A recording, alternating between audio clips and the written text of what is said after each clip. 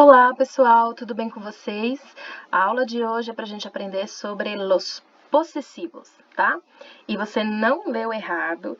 Em espanhol, a gente já sabe que não existem os dois S's, e é por isso que a palavra possessivos é escrita assim, com um S aqui e outro aqui, sem a necessidade de ter dois S's, tá? Então, vamos começar? Os possessivos da língua espanhola são palavras que indicam posse, pertencimento ou a relação com algo ou com alguém. Olhando esses exemplos aqui, fica bem mais fácil. Vou começar de baixo para cima porque a posse é o mais conhecido, né? Então, nós temos aqui, ó, estos livros son míos. Então, eu estou dizendo que eu sou a dona desses livros, né? Os livros são meu, estes livros são meus. Eu comprei, eu ganhei de alguém, né? Eles me pertencem, é uma coisa que me pertence, né? Neste caso, os livros. Para indicar a relação, por exemplo, nós temos aqui nesse primeiro exemplo, minha amiga me ha invitado para su fiesta de cumpleaños. Alguém que é minha amiga, ela não é uma coisa que me pertence, né? Que eu ganhei ou que eu comprei. Então, o possessivo está sendo usado aqui para indicar uma relação que eu tenho com algo ou com alguém. É por isso que a gente usa o possessivo para falar, por exemplo, sobre as pessoas com quem você se relaciona, né? Mi padre, mi madre, mi hermano, né? Mi novio, né? E por aí vai. Para tudo isso, você vai usar os possessivos indicando essa ideia de relação, né? Tem alguma coisa a ver com você. Também tem esse exemplo aqui, ó, nuestra prueba de espanhol es jueves, né? Nossa prova de espanhol é na quinta-feira. A prova também não é uma coisa que te pertença, né? Mas é algo que está relacionado com você e é uma coisa que você vai fazer. Você vai fazer uma prova de espanhol, né? Um grupo, no caso, né? Por isso que a gente fala nossa.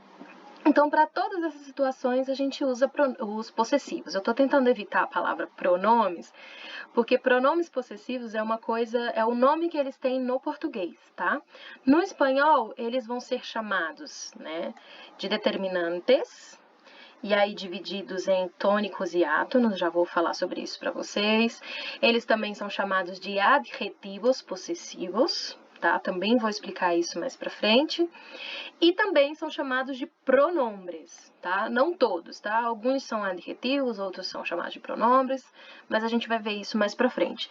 No português, são só chamados de pronombres possessivos, tá? No espanhol, eles podem ter esses nomes diferentes aí. Se você pesquisar na internet ou se você já estudou espanhol, pode ser que seu professor tenha se referido aos possessivos por algum desses nomes. Eu tento chamar só de possessivos porque adjetivos ou pronombres vai determinar aí, vai depender, melhor dizendo, de uma função que eles exercem, mas vamos ver mais pra frente. Outra coisa a se falar sobre os possessivos é que eles concordam sempre com a coisa possuída, né? Então, eles concordam com o substantivo a quem eles estão fazendo referência, tá? E substantivo varia, a gente sabe, de gênero e número, né? Masculino, feminino, singular ou plural. E aí, se o substantivo varia, o possessivo, ele vai variar também junto com o substantivo aí em gênero e em número, tá? E uma coisinha que eu queria deixar aqui logo no começo, para a gente não se perder depois, é que não se usa possessivo na língua espanhola para se referir a partes do corpo, roupas ou objetos, né, pessoais, quando já se sabe quem é o dono. Vamos ver um exemplo aqui para ficar bem fácil, ó. Me duele mi braço. Essa frase não está correta, tá? Por quê? O próprio pronome me aqui, ele já indica que quem está sentindo a dor sou eu. Então, não há necessidade de eu colocar o possessivo aqui, me duele mi braço. Se eu que estou sentindo a dor, e eu sei que sou eu por causa desse me aqui do começo, obviamente que o braço é meu, tá? Então, o que eles fazem? Eles usam um artigo no lugar do possessivo, tá? Então, eles diriam me duele el braço, porque eu já sei que quem está sentindo a dor sou eu, então o braço só pode ser meu. Então, aí eles dizem me duele el braço, me duele la pierna, tá bom? Por exemplo. Outro exemplo aqui. Ana se perdeu sus gafas nuevas. Se os óculos são da Ana, né, não há necessidade de eu usar um possessivo aqui indicando de quem são os óculos, tá? Ana se perdeu las gafas nuevas. Então, a Ana perdeu os óculos novos dela, tá? Então, a menos que o óculos seja de outra pessoa, né? Vamos dizer assim que os óculos não são da Ana, são meus.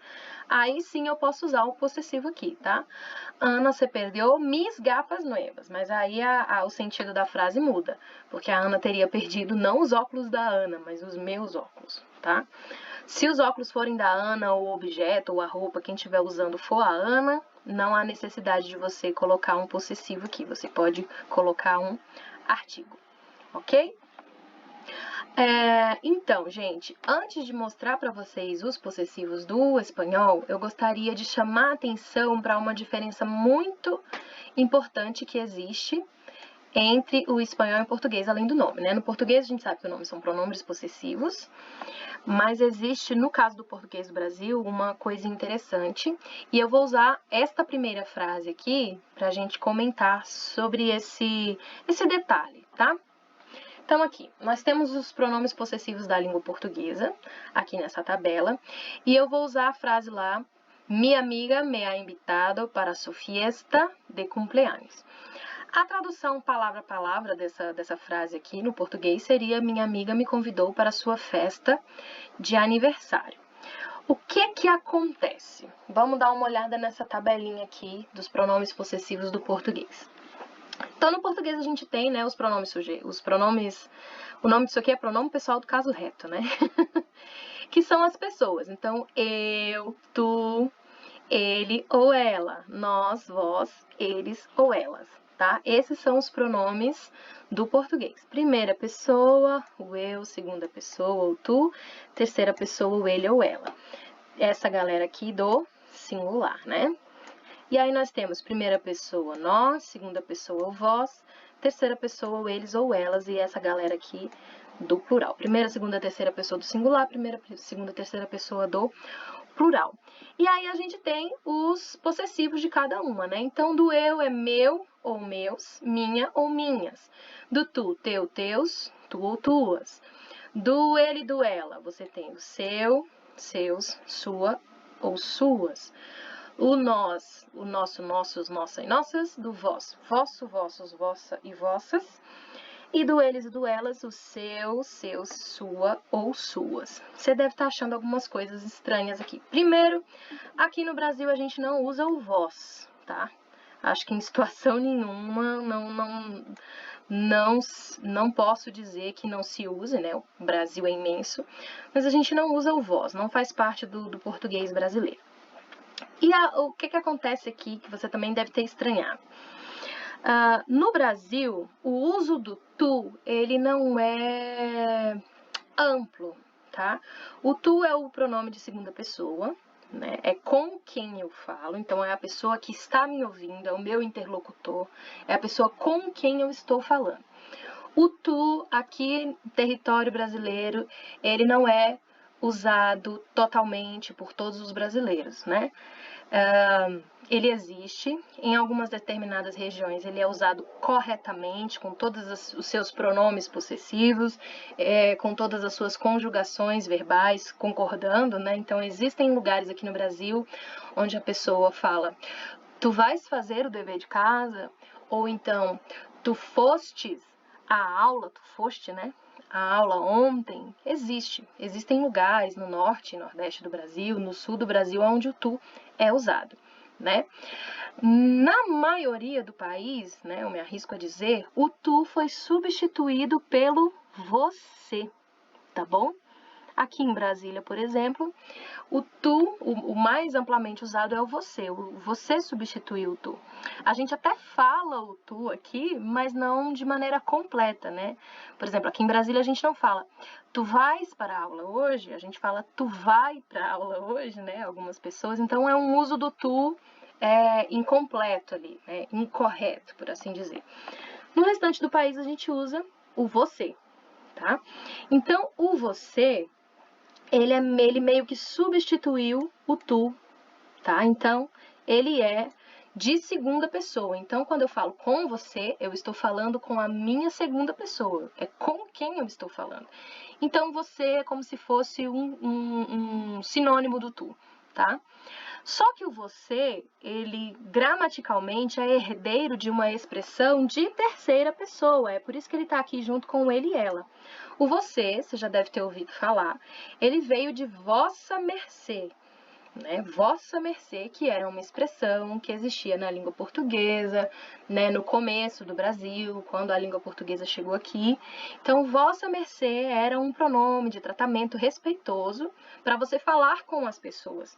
E ele usava formas verbais de terceira pessoa, né, pronomes possessivos de terceira pessoa. E aí, com o passar dos anos, o você foi reduzindo, ele virou voz-me ser, até chegar no você. Hoje em dia a gente já tem o C, né? Só o C e o E. Ou seja, ele tá num processo de reduzir ainda mais. E ele não é mais uma forma formal de falar com as pessoas. Ele é uma forma íntima. Ele é a mesma coisa do tu, né? Ele é usado no mesmo lugar que a gente usa o tu. Que se usaria o tu, melhor dizendo. Então, você, embora seja de segunda pessoa, pela origem dele, ele usa formas de terceira, tá? Então, o seu, os seus, o sua e os suas, ele serve para o você também, tá? E a mesma coisa aqui no plural, o seu, seus, sua e suas, aqui do eles e do elas, ele serve para o vocês também, tá bom? Então, a terceira aqui, que é o ele e o ela, vai compartilhar suas formas com o você, que é de segunda, tá? Aqui é a mesma coisa, o eles e o elas vai compartilhar os seus pronomes com o vocês, que é de segunda pessoa, tá? Até porque aqui no Brasil a gente nem usa o vós, então o vocês tá no lugar do vós aqui no Brasil. E aí, o que acontece? Por que eu dei essa volta toda?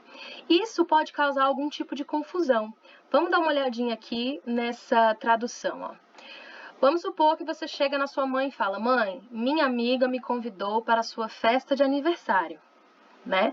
Eu estou falando da minha amiga. E eu sei que a festa de aniversário é a da minha amiga. Então, a minha amiga me chamou para ir na festa de aniversário dela. Mas eu posso usar o sua, né? Porque ele é de terceira pessoa para falar que a festa é da minha amiga. Só que o que fica parecendo? Se eu chego para minha mãe e falo: mãe, minha amiga me convidou para a sua festa de aniversário. Fica parecendo que a festa de aniversário é de quem? Da minha mãe, com quem eu estou falando. Né? Porque aqui no Brasil a gente usa o você e o pronome possessivo do você é o seu, por isso tudo que eu já falei, né? Então isso gera uma ambiguidade, tá?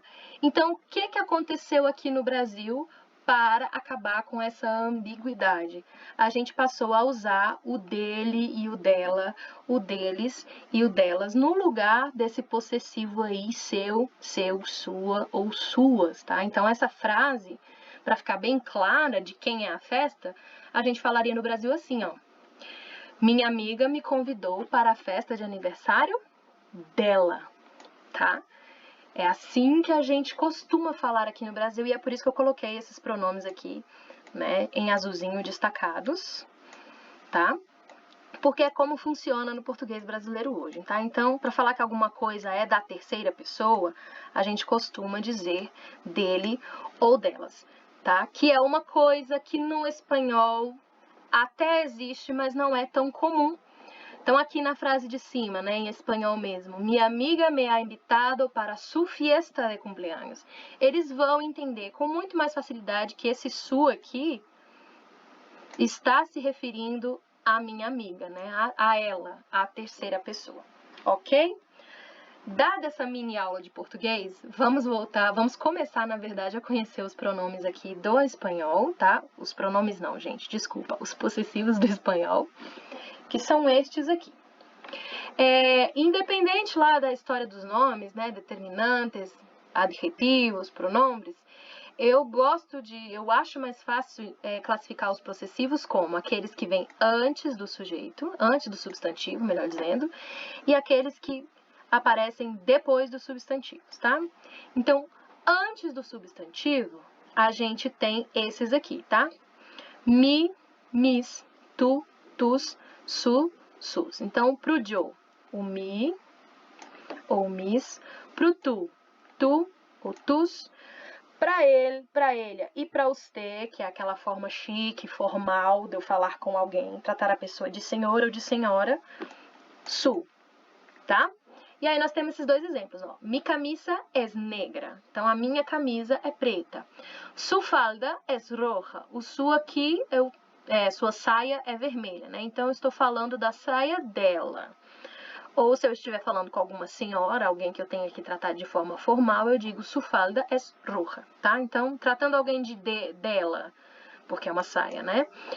Ou falando com alguma senhora, eu uso o su, tá? No plural, o plural deles aqui, mis, tus ou sus, beleza? Então,